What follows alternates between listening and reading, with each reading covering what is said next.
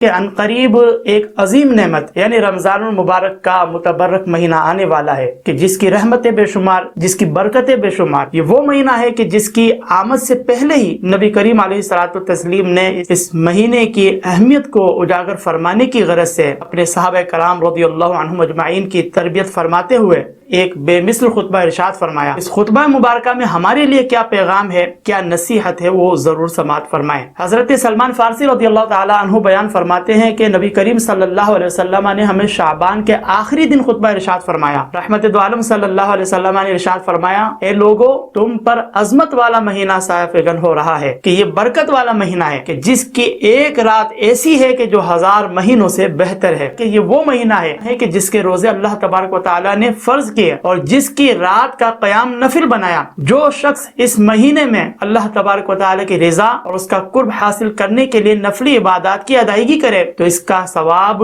دوسرے زمانے کے فرض کے برابر ہے، اور جو اس مہینے میں ایک فرض ادا کرے وہ ایسا ہے جیسے اس نے دوسرے مہینے میں 70 فرض ادا کیے۔ یہ صبر کا مہینہ ہے اور صبر کا ثواب جنت ہے۔ یہ غربا کی غمخواری کا مہینہ ہے اور یہ وہ مہینہ ہے کہ جس میں مومن بندوں کے رزق میں اضافہ کر دیا جاتا ہے۔ پھر مزید نبی کریم صلی اللہ علیہ وسلم ارشاد فرماتے ہیں کہ جس نے اس مہینے میں کسی روزہ دار کو افطار کرایا، یعنی اللہ تبارک و تعالیٰ کی رضا اور ثواب حاصل کرنے کے لیے کسی نے کسی روزہ دار کو افطار کرایا، تو یہ اس کے لیے گناہوں کی مغفرت اور دوزخ کی آگ سے آزادی کا ذریعہ ہوگا، اور اس کو روزہ دار کے برابر ثواب دیا جائے گا، اور اس روزہ دار کے ثواب میں بھی کمی نہ کی جائے گی۔ آپ سے عرض کیا گیا کہ یا رسول اللہ علیہ السلام، ہم میں سے ہر ایک کو سامان مہیا نہیں ہوتا، یعنی صحابہ کرام رضی اللہ عنہم اجمعین نے عرض کی کہ یا رسول اللہ علیہ السلام، ہم میں سے ہر ایک افطار کرانے کی استطاعت نہیں رکھتا۔ تو رحمت دو عالم صلی اللہ علیہ وسلم نے ارشاد فرمایا کہ اللہ تبارک و تعالی اس شخص کو بھی یہ ثواب عطا فرمائے گا کہ جو ایک کھجور یا